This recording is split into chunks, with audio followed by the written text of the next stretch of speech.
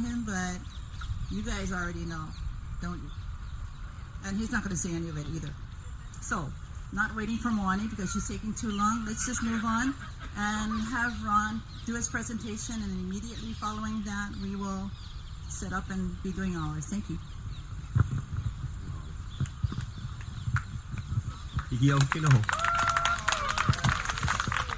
Aloha mai kako.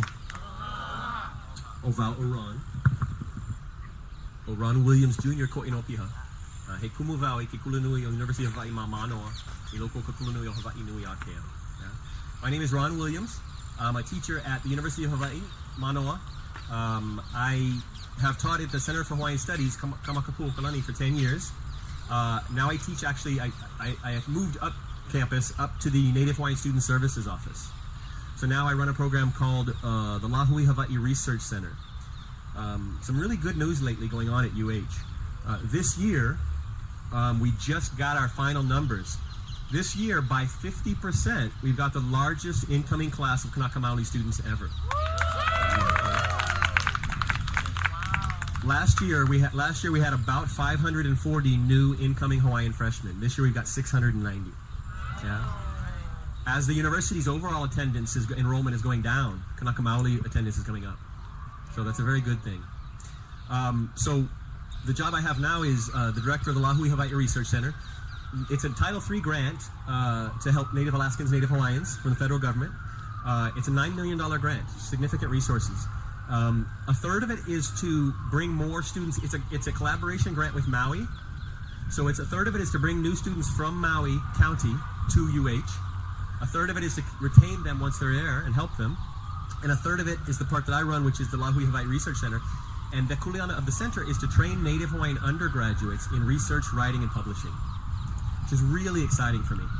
As a teacher, I watch my grad students struggle with research and things like that. Undergraduates, hopefully this looks like a passing shower, yeah? Undergraduates, getting research skills to undergraduates is going to be very, very, very important. So we're holding workshops, we're doing things like that, we're running training gigs, we're bringing in all kinds of students to do that type of work.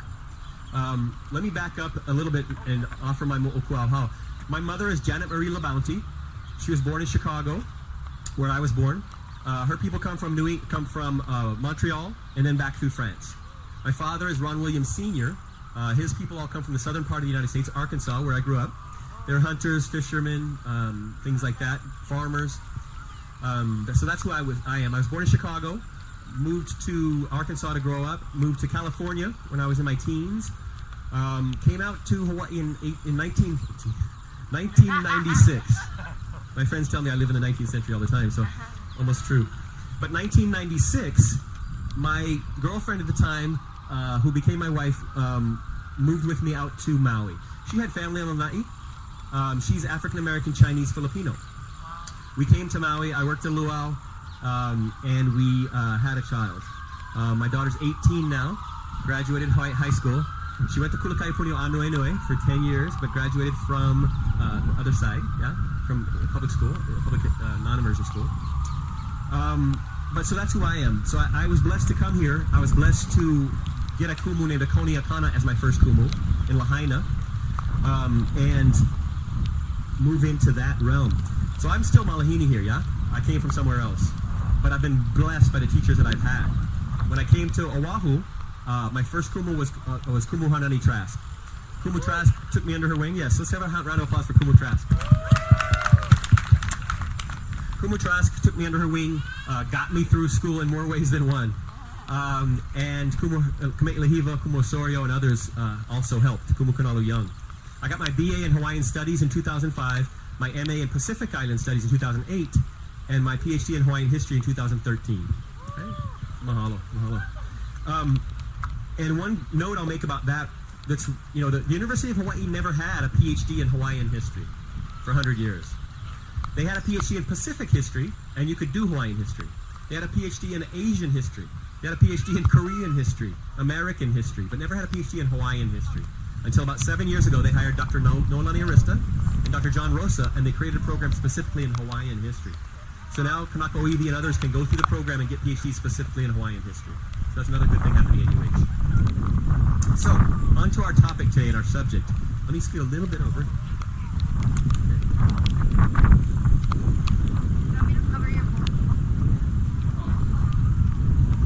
So, what I want to do today is provide a little context for the show, the reenactment you're going to see. What I got coming over here today, and what I want to talk about a little bit, if you'll bear with me, is that perseverance, is that onipa'a, is that steadfastness that especially Kanaka-Iwi women showed for years and years and years.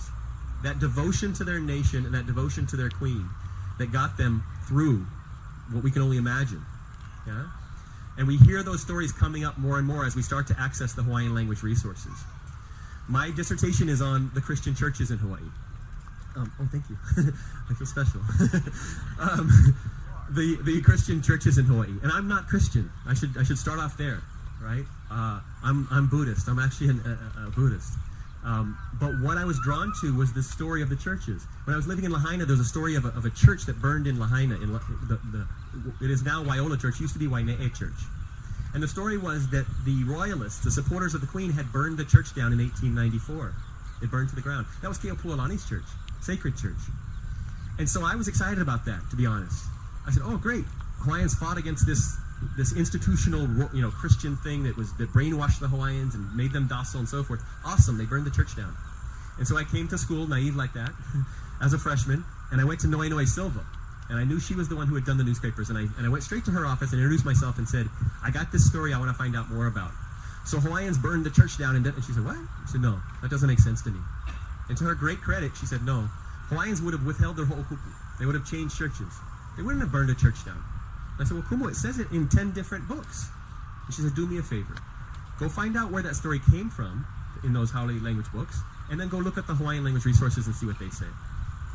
And I was still ignorant at that point, and still naive enough to think, well, she's got an agenda. She always thinks that way.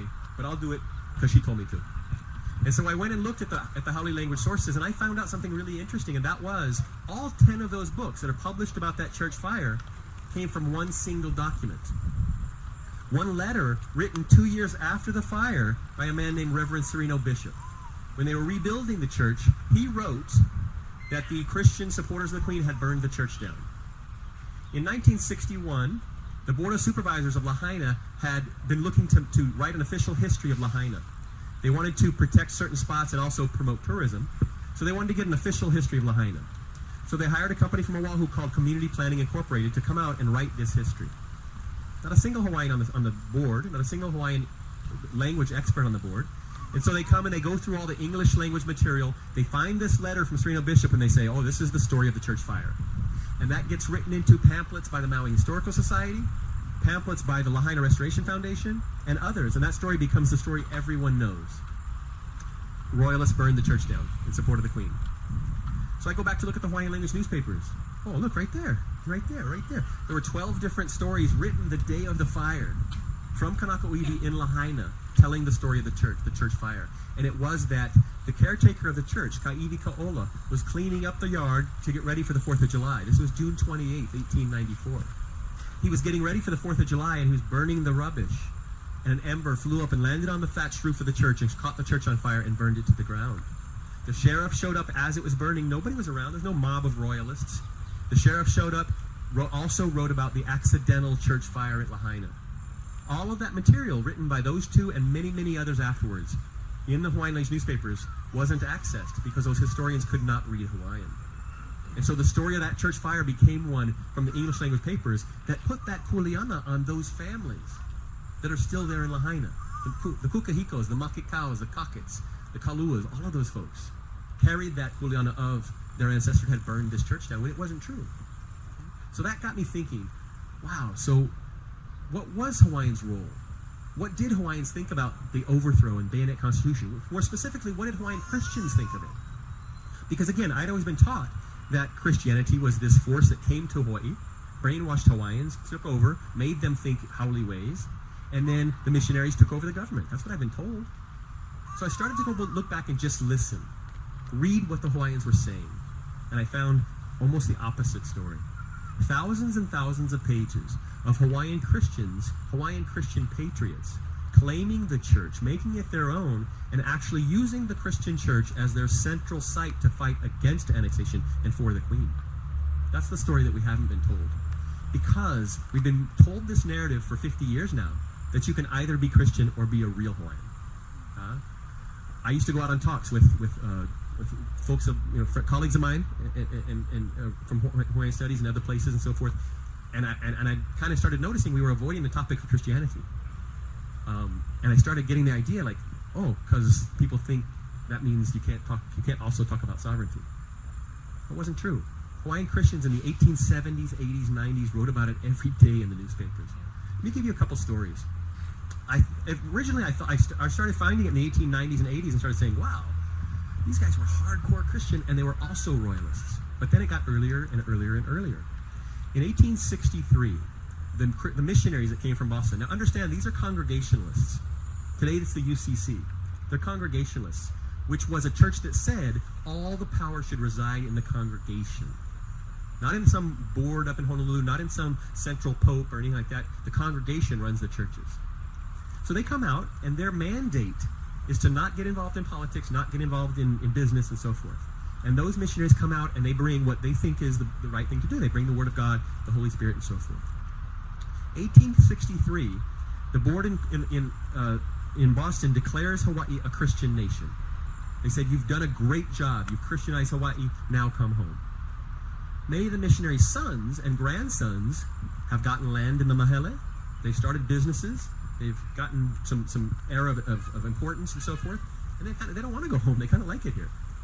And so they start to push back about this idea of making the churches indigenous. Rufus Anderson was the architect of the missions, the most famous guy from the American Board of Commissioners Foreign Missions. Rufus Anderson directed the missions across the world. He came out to Hawaii and specifically spoke to them at the annual meeting of the Ahuhui Wanaleo o Hawaii, which many people call the Hawaiian Evangelical Association, which it's not. The Ahuhui Wanaleo o Hawaii. He came out and spoke for a week and gave speech after speech after speech and said, what are you guys doing? This is supposed to be a native-run, native-led church. Not missionaries being pastors over churches. You're supposed to be training Hawaiians to run their own churches.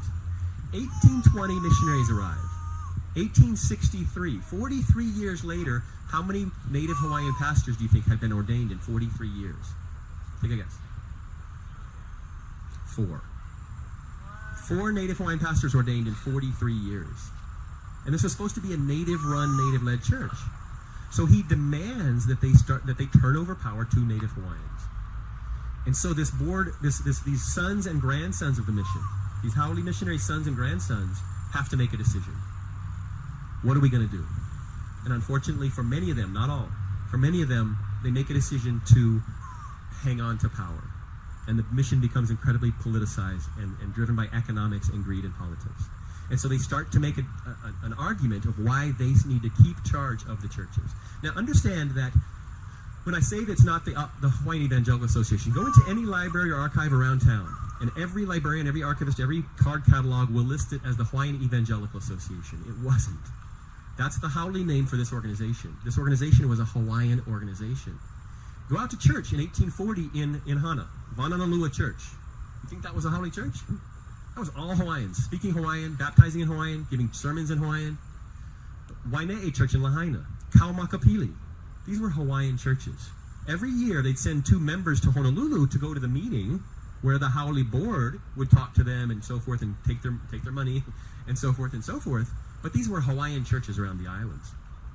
And so in their constitution, in 1853 they start the organization. It becomes official in 1863. Their constitution for this organization of native Hawaiian churches around the islands says specifically, our language of the association is Olelo Hawaii. They create annual reports every year. I'll be careful, 95% of the published material about the mission in Hawaii comes from the annual reports of the Hawaiian Evangelical Association. In my field, in missiology, the big high makamaka guy is a guy named Clifford Putney. I should be careful on my camera, huh? So these guys back in Boston and Yale and Harvard and so forth write about the Hawaiian mission. And what do? They come here and they read through the Hawaiian Evangelical Association annual reports. Read the Constitution. It says, we create reports, Maka'olelo Hawaii, And let's also create an English language report to send back to Boston. So the reports they were sending their bosses in Boston has what's been written to write the history of the church. The Hawaiian language reports are much different. They're different in content, they're different in context. All kinds of stuff going on that aren't in those English language reports. So how can you say you know anything about the mission in Hawaii only reading what the bosses in Boston were reading? The church pastors around the islands were writing in to the people in Honolulu, and all of that is Makulala Hawaii. One of the biggest collections that helped my dissertation was the Judd collection. Albert Francis Judd was the head of the churches. He was the head of the board of the Hawaiian of the Ahuhui Wanaleo Hawaii. He was also the Supreme Court Justice, Chief Justice of the Supreme Court for the Hawaiian Kingdom, provisional government, the territory. So Albert Francis Judd, the churches around the islands are writing him letters telling him what's going on during the overthrow, and all of that material, thousands of letters, Makulala Hawaii, are at the Bishop Museum. The collection was closed to the public from 1922 to 2006. When they gave it to the museum, they made a mandate that nobody could read it, not even staff at Bishop Museum, until the last grandchild had died. Albert Francis Juddy III, God rest his soul, died in 2006, and then the collection came open. And so I ran in there and started translating these letters.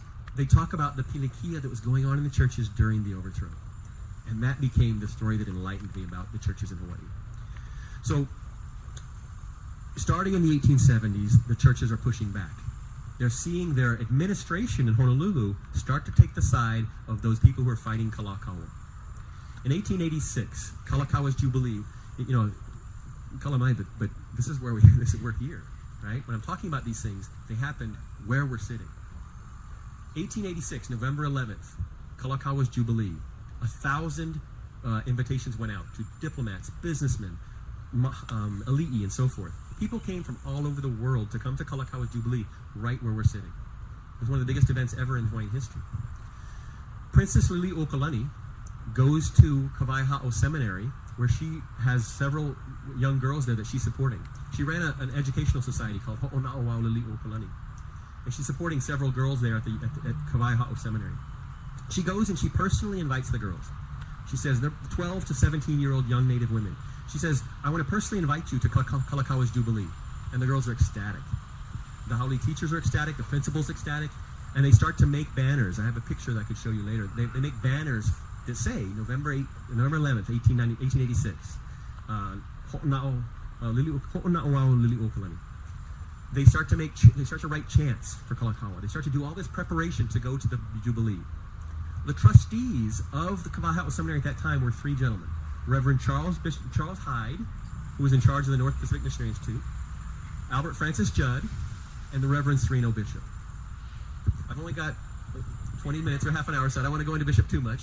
But take my word, Reverend Sereno Bishop was one of those gentlemen that I don't like to talk about too much. He was an incredibly ardent, aggressive racist. Talked about how Hawaiians weren't human, they weren't fit to be rulers, and so forth. Wrote again and again and again awful things about Hawaiians. We must make Hawaii white. You know, he was one of the trustees of Kawaiha'o Seminary. So he comes forward and says, no, the girls cannot go. I forbid it. They cannot go to the Jubilee. He says no woman should fall under that heathen's gaze. So the girls are forbidden to go. So what do these supposedly docilized, brainwashed Native Hawaiian Christian women do? Do they just give up? No, they start a petition to oust those three guys as their trustees. They go around town, they get Mother Rice's support, they gain signatures, and on January 1st, 1887, all three of those men had to resign as trustees from Kawaiha'o Seminary. That's Kanaka Oiwi women in action. Christian women in political action, right? That's where it really kicks into gear. 1870s, 1880s. There's 11 churches in Honolulu, in Oahu. Ahuhui Wanaleo Hawaii churches, 11. 10 native churches and Central Union.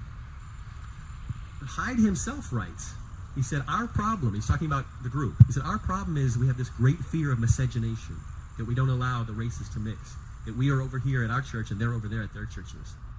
He said the Catholics have mixed churches, the Mormons have mixed church, the Native Hawaiians basically run the Mormon church. He said, but we keep telling Hawaiians they can't come to our church. So we have 10 of the 11 churches in Oahu come to Kalakaua and pitch. They said, we don't need these guys anymore. Let's form a native Hawaiian board of churches and run our own churches. Out of that, you have the rebirth of the Ho'omana Na'oau churches. Yeah? So you'll see that come up in the 80s and 90s. But, so Kalakaua is fighting with these sons and grandsons of the mission and other businessmen. Not all of them were missionaries. And they're fighting back and forth about these things. It starts to come to a head after Bayonet, and we start to see this narrative put out from the leaders of the church that you have to make a choice. You can be Christian or you can be Hawaiian. You can be with us, God's church, or you can be with that heathen queen, Lili Uokalani. Right? When the overthrow happens, they started immediately. So they noticed troubles all through the 80s and 90s. Their churches are getting smaller and smaller. Many Hawaiians are leaving those Ahuhui Wanaleo Ohawaii churches to go join other churches, but some are staying. And when I talked to kupuna, this is one of the questions that was amazing when I got it answered. I talked to several kupuna at Vananalua Church in Hana. And I said, can you tell me why you stayed in the church knowing that your administrators were doing all this awful stuff and attacking Kalakaua and so forth? And they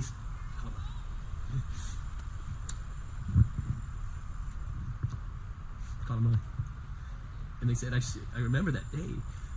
And this one kupuna said to me, she said, because this was our church, it wasn't their church.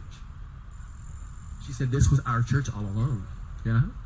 So they were claiming their church. They were saying, yeah, get 8 Haole guys in Honolulu running the administration board or whatever you call it. Our church is a Hawaiian church. And so they started claiming their churches. Late 1870s, 1880s, the churches started to incorporate.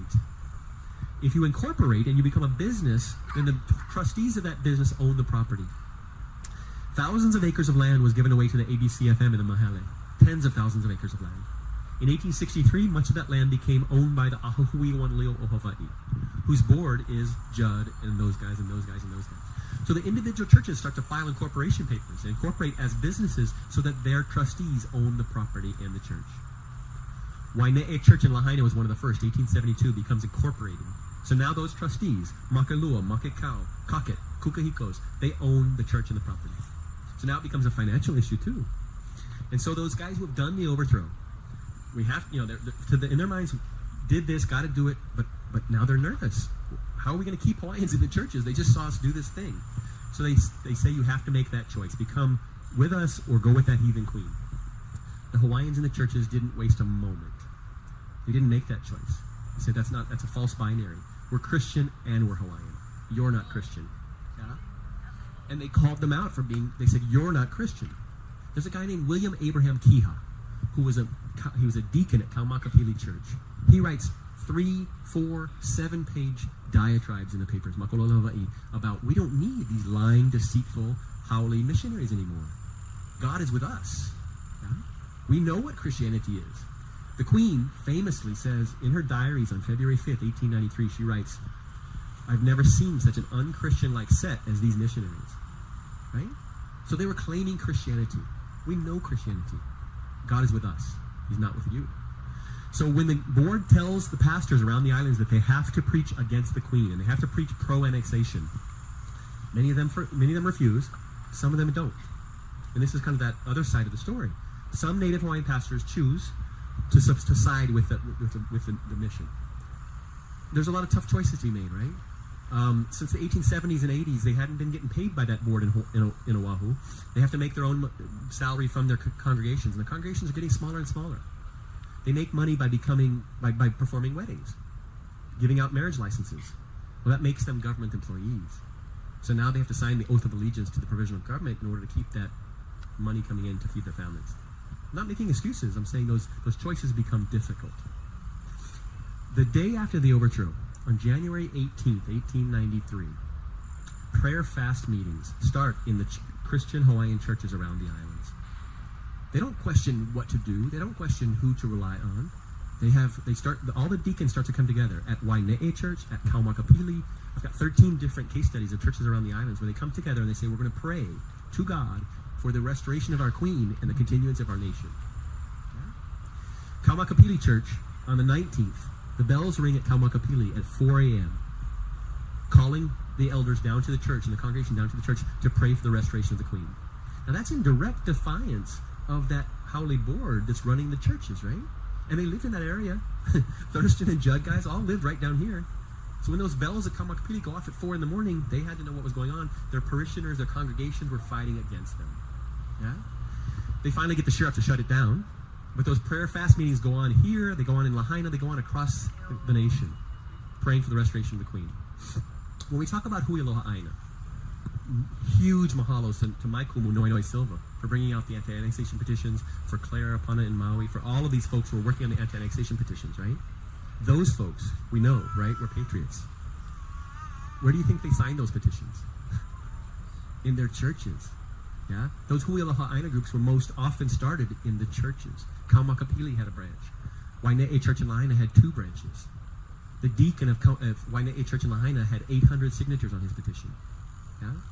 They were doing this in the churches. Who were the leaders of the fight? Navahi, Kalau Kalani, all of these folks. All of them were staunch Christians, deacons of their churches. So that role of Christianity in the fight against annexation is the one we lost. The one that was covered over, and by the 1920s and 30s, the churches became this place that was conservative, that was don't talk about this that was don't be political. It's not what your churches were in the 1880s and 90s. They were political. They demanded justice. You're going to see a presentation tonight of those women demanding justice. And I want to give one final kind of little story to wrap up and get the show going and reenact it going, and that is the idea of sacrifice. Coming down here today, it's been a long day for me, and the projects I've been working on lately are incredibly wonderful in my manana. I'm blessed to be able to work on these projects, but they all carry this kaumaha, yeah? They all carry this heaviness, this weight. I'm working on a project right now for the State Archives where we're going through and gathering the royal standards, the flags of the monarchs, and taking care of them. They haven't been taken care of for a long time. They're going to preserve them and bring them out and show them to the public at a certain point. And so the other day we pull out these flags, and they don't even have accession files with them. They don't know what they have. And so my colleagues and I were doing research, and we've come across this one flag. It's the royal standard of Liliuokalani, yeah, that was flying right there over the palace the day of the overthrow. The royal standard was the flag that marked her presence. So she was here, and that flag flew. When she went to Washington Place, the flag went to Washington Place. When she went to Waikiki, it went to Waikiki. So this was the flag that was actually flying over the palace at the time she was overthrown. It was taken down by a National Guardsman named John Good, an American soldier. He took it home with him. He stole her flag, took it home with him to Kentucky. He had it for several years. When he passed away, his son-in-law donated it to the West Point Military Academy.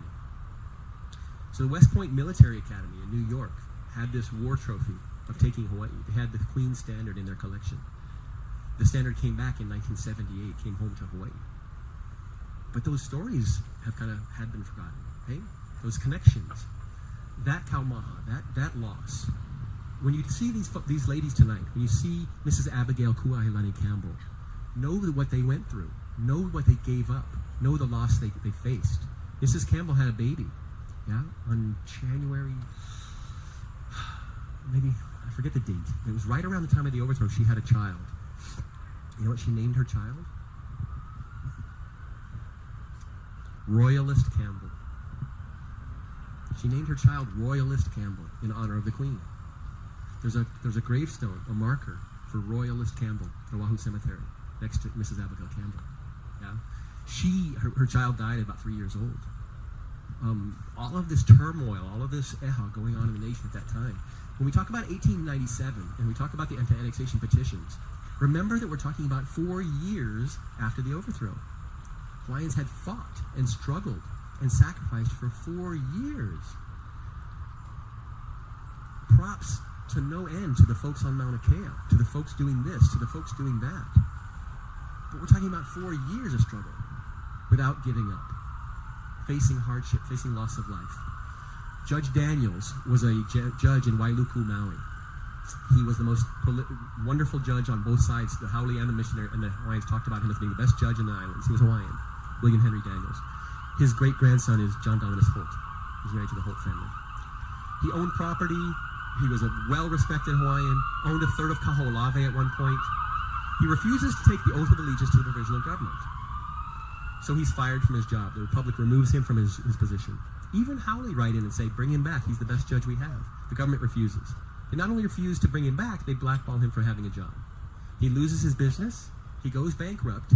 He's picked up in 1895 in the Wilcox Rebellion, even though he had nothing to do with it. So he goes to Oahu prison. So imagine when I talk about sacrifice, if you're Wahine, if you have a baby, if you have a family, think about your husband being taken away to prison. Yeah? He writes letters from prison where he says to his wife, how are you surviving? How are you feeding the kids? He had 10 kids. She's got no job. Yeah? She had to move the kids and the family out to Huelo on East Maui. He gets out of prison, goes to get a menial job in the water ditch up country Maui, and then he, about a year and a half later, I'm following his life, he gets his money pay one day, he goes out to the field, he hands out his money to all his friends, he goes home, and he takes his own life. That was 1897. So when we talk about, what happened because of the overthrow, what happened because of supposed annexation and so forth, we're talking about sacrifice. We're talking about Mrs. Navahi losing her husband. After Joseph Navahi died, the Howley that had mortgages out on some of the Navahi's properties started to close in on Mrs. Navahi. She was going bankrupt. They came to her and actually told her at one point, if she didn't do this, this, this, and this, they would have her son declared a leper and sent to Molokai. So as a mother, as a wife, imagine these kind of things going on in your country as you're losing your country. Those things are what Hawaiian women faced, and yet they persevered. Yeah, yet they held meetings. Yet they kept going to the church. Yet they kept signing petitions, and in doing so, they were successful in defeating a treaty of annexation. We're sitting here today talking about sovereignty because they didn't give up, because they persevered. You know? So when you see the women that are in the presentation, understand the background and the context of what they had gone through for the last 4 years. Okay? I want to read something really quick, and then I'll hush. Oh, did you have my books? Thank you. So I was just rereading this just the other day. This is an original copy of the Queen's book, Hawaii Story by Hawaii's Queen. There's no better way to understand what was going on in her life than read her book. And I want to just read this last 2 paragraphs that she writes. She writes about what has happened. And she writes in a very gracious way. When I give talks as a professor, I try not to say, I mean, it's hard for me not to attack these gentlemen. She writes in a very gracious way, and she says, Lord, forgive them. Yeah? But she writes at the end, she says, here at last, for the present, I rest my pen. During my stay in the capital, I suppose I must have met, by name and by card, at least 5,000 callers. She's in Washington. From most of these, by word, by grasp of hand, or at least by expression of countenance, I have received a sympathy and encouragement of which I cannot write fully. Let it be understood that I have not failed to notice it, and to be not only flattered by its universality, but further very grateful that I have had the opportunity to know the real American people, quite distant from those who have assumed this honored name when it suited their selfish ends. But for the Hawaiian people, for the 40,000 of my own race and blood, descendants of those who welcomed the devoted and pious missionaries of 70 years ago, for them has this mission of mine accomplished anything? O honest Americans, as Christians, hear me for my downtrodden people. Their form of government is as dear to them as yours is precious to you. Quite as warmly as you love your country, so they love theirs. With all your goodly possessions, covering a territory so immense that there as yet remains parts unexplored, neutral ground in time of war, unexplored, possessing islands that, although near at hand, had to be neutral ground in time of war, do not covet the little vineyard of Naboth, so far from your shores, lest the punishment of Ahab fall upon you, if not in your day, in that of your children. For be not deceived, God is not mocked.